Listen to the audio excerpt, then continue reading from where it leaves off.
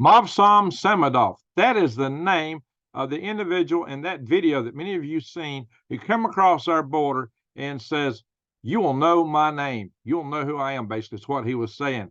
Guys, this guy has been arrested. He is a known and convicted terrorist.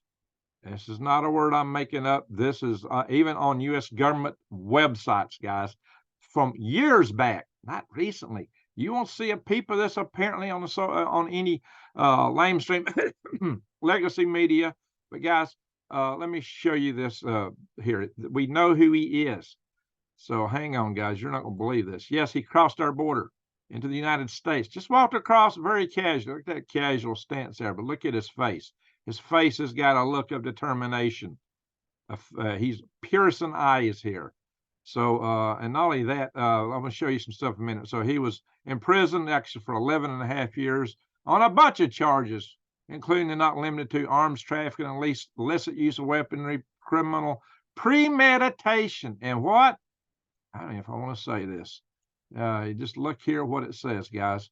Anyway, so let me show you the video about this guy here where he crossed the border. You can see him standing there. Here we go. He says, if you were smart enough, you would know who I am. I'm repeating this because my speakers are behind my mic here, so you're not going to hear them. But you're really not smart enough to know who I am. I like how he says it's so certain. Look at his body language here. He's very resolute, very determined, narcissistic. Holy smoke. But soon you're going to know who I am. But soon you're going to know who I am. Let's get that again. But soon you're going to know who I am. But soon you're going to know who I am, as he nods his head. Yes. Very determined. That's a threat. Very easy. Black backpack. The entitlement. So the guy who's interviewing thinking maybe he's coming over for the entitlements, or maybe somebody it's not the entitlement. This guy turns around, looks at him with a crazy grin, and he says, no, believe me, I'm much better than that. No, believe me, I'm much better than that. That's what he says. Yeah, and look at his total assertiveness. Guys, this individual is known to be dangerous. He is in our country right now, roaming free as far as we know. I searched for any articles I might find on him being arrested, apprehended in this country. I found some articles about him being arrested in Azerbaijan about 13 years ago, a little over 13 years ago, in 2011.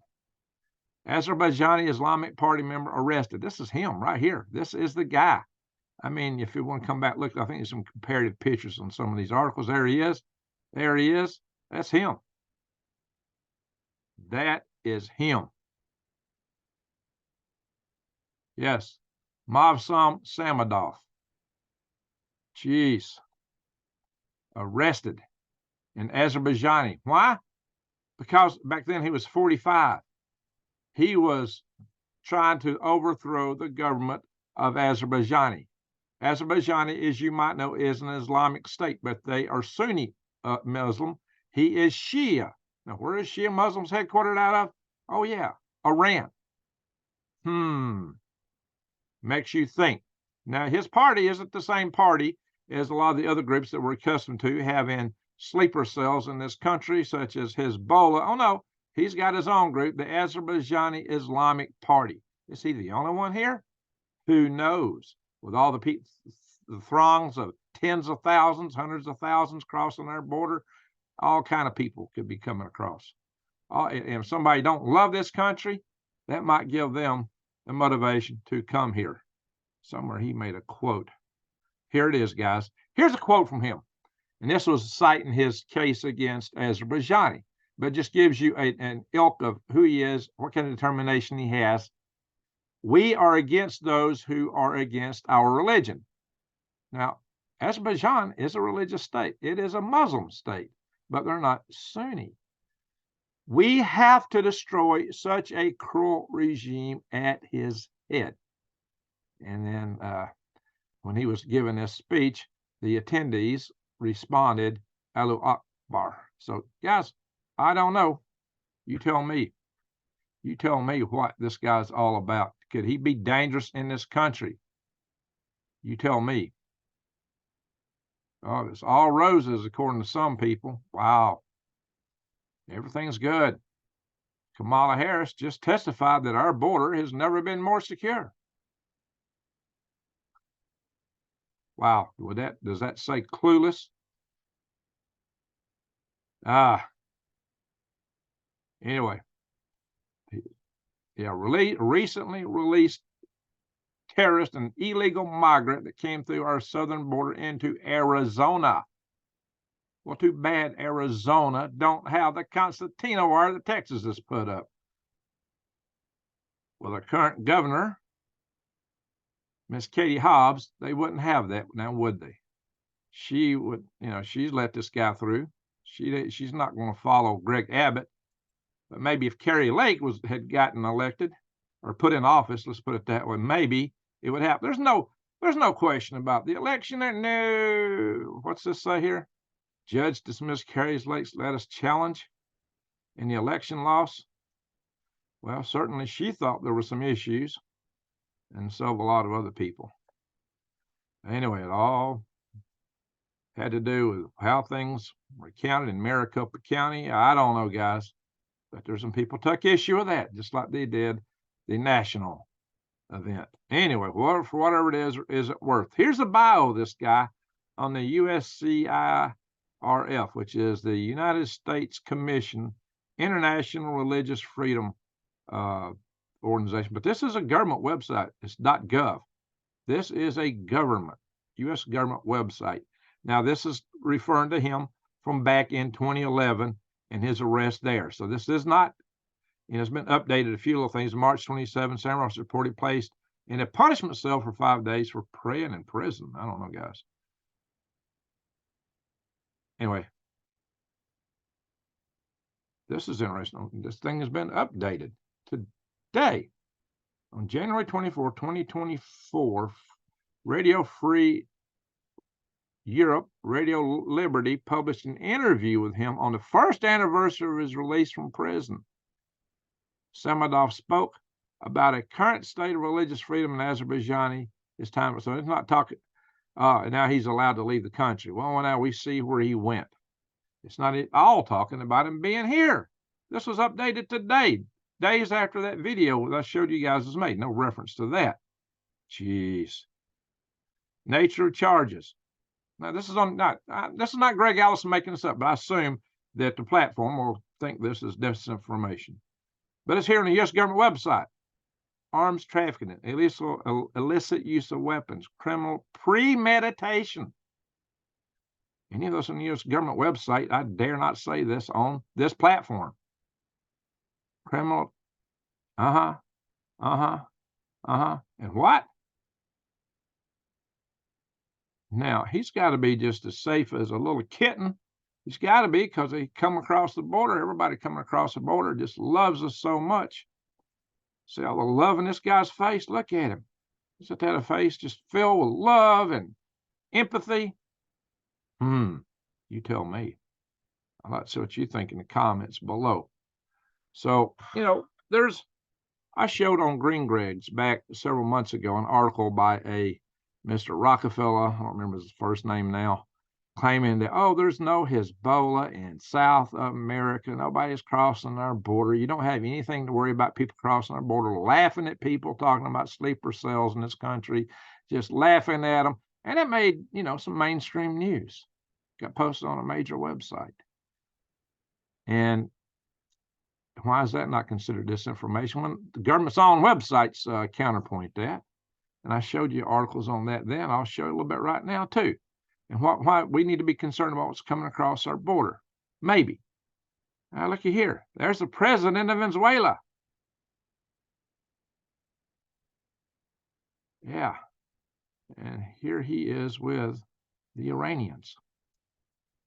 So, guys, you think there's nothing going on down there?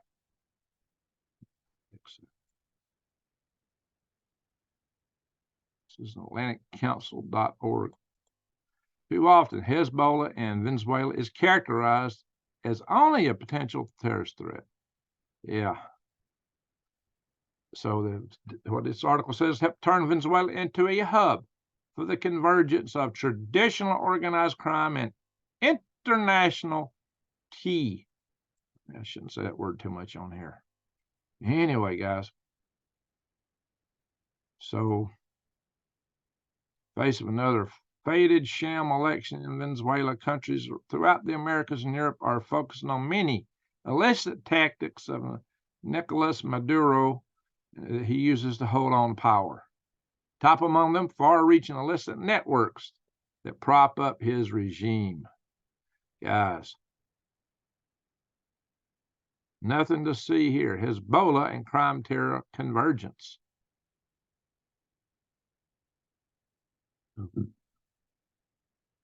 Yeah, here's some Jewish community in Argentina holding pictures of victims of a 1994 Hezbollah attack. Yeah, in Buenos Aires.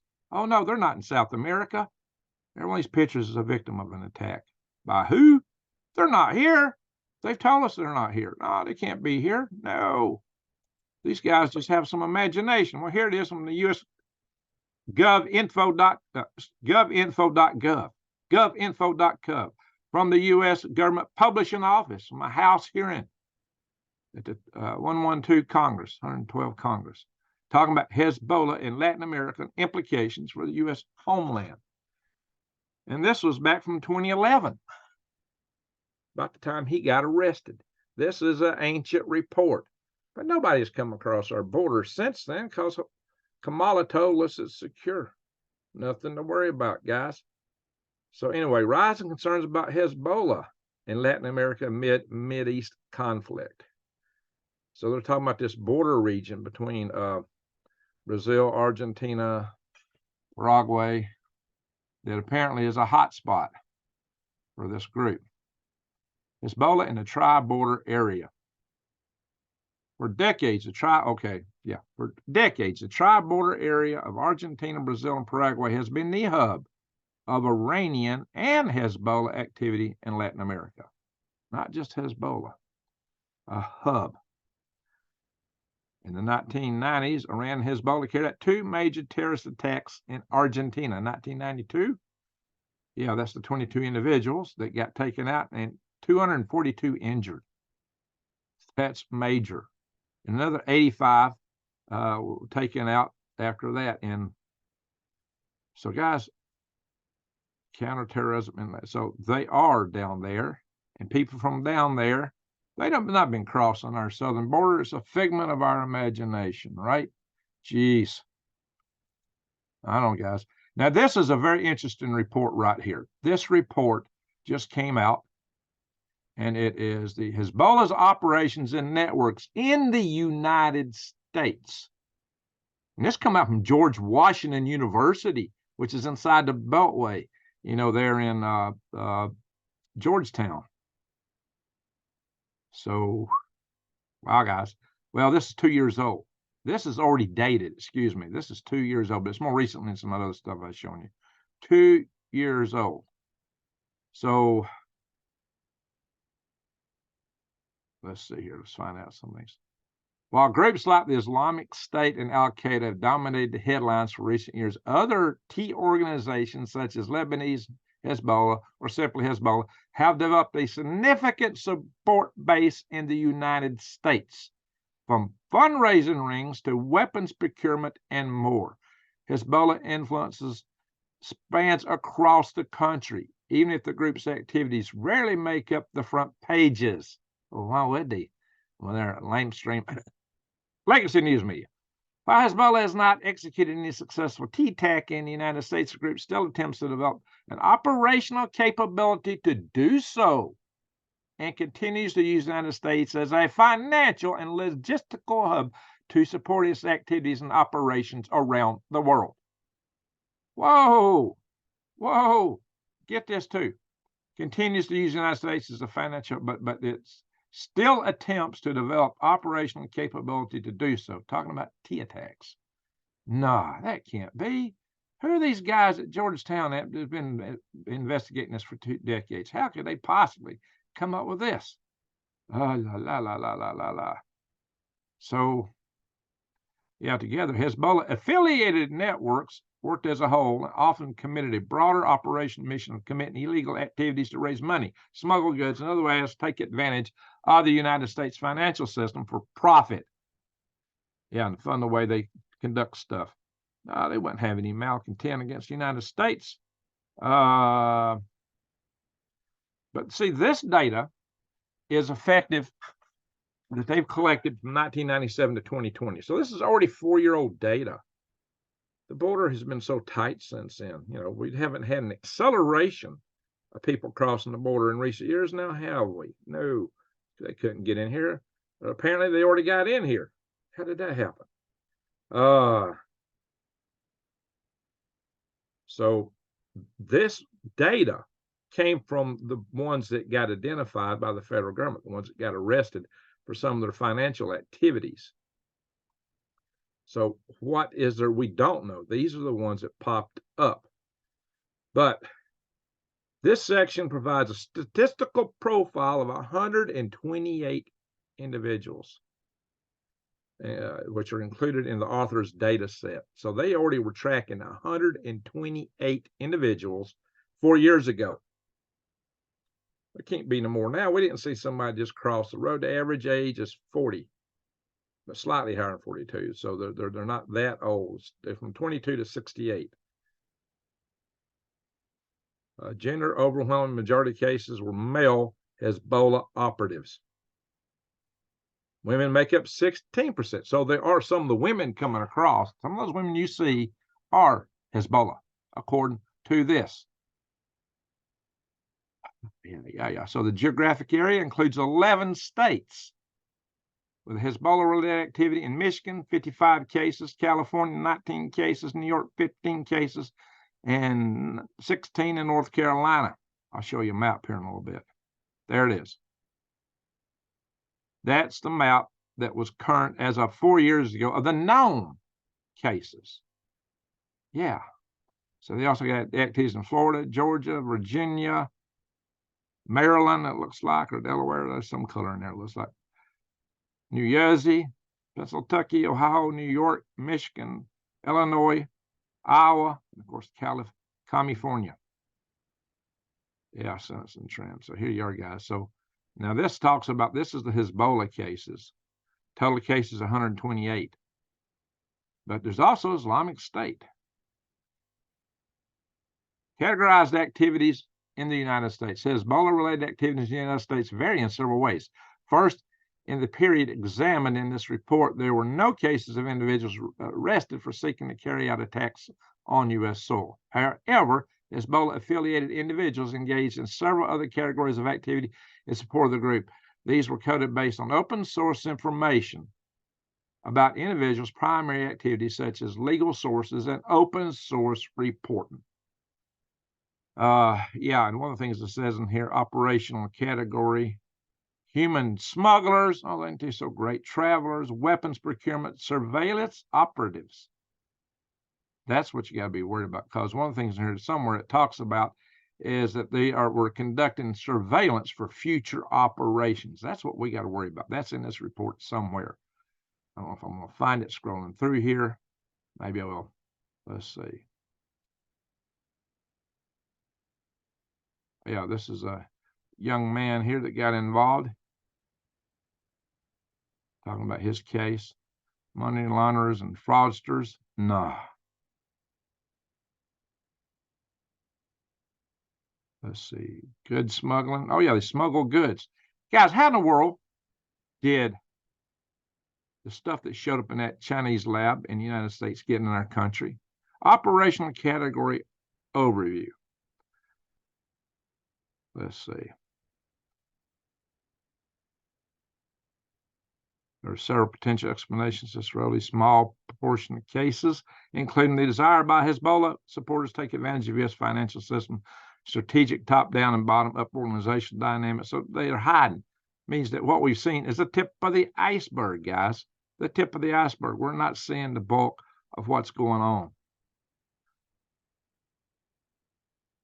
Moreover, there are important points of comparison with Hezbollah-affiliated activity in the United States and a broader universe of American homegrown violent extremist activity. First is the outsized proportion of all Hezbollah supporters who took on strictly financial roles. Let's see here. Somewhere here, though, it talks about them targeting locations for future operations. Let's see if I can find that.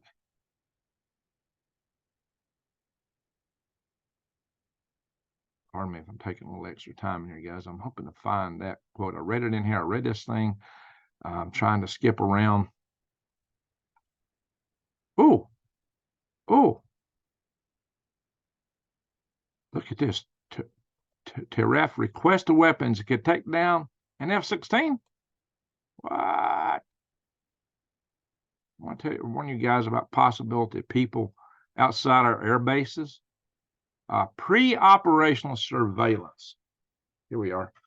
Pre-operational surveillance includes individuals who collected operational information like potential targets, target security, and other details for future domestic plots on behalf of Hezbollah.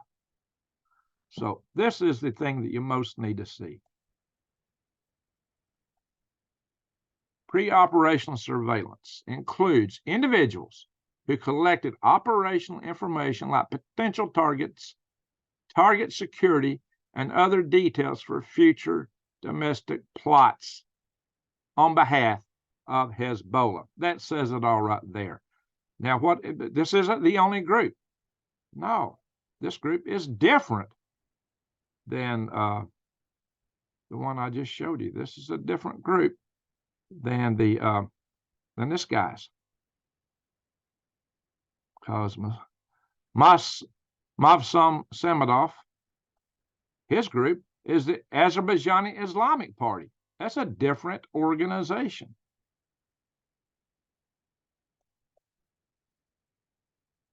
Whoop. Anyway, so there you go, my friends. Stop the share. What are we in for? My friends, subscribe to my channel, bang the notification bell, and click all. I don't know how long I'll be on this platform.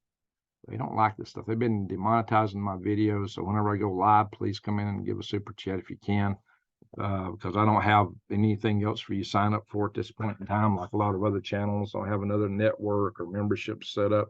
It takes time. I hope I have time right now to set that up. I got to get rid of this place. I'm going to have to move. But you can support me also by going to my links I show below, like prepwithgreg.com. Guys, right now is the time to get ready. Right now is the time to get your supplies in order, because right now we just don't know what's coming at us. If you're not prepping, what are you doing? If this doesn't get your attention, because see, inception of this channel 5 years ago, I was warning you guys that the National Electric Liability Corporation put out a report that said you could take down an entire power grid by taking out, they claim, 9 key substations. We know that in 2013, April 16th, 2013, the substation in Metcalf near San Jose was somebody did a dry run exercise against it with AKs apparently, and they the Naval SEALs looked at it and said this was looked like a dry run exercise. Somebody was proving what they could do or giving a practice run.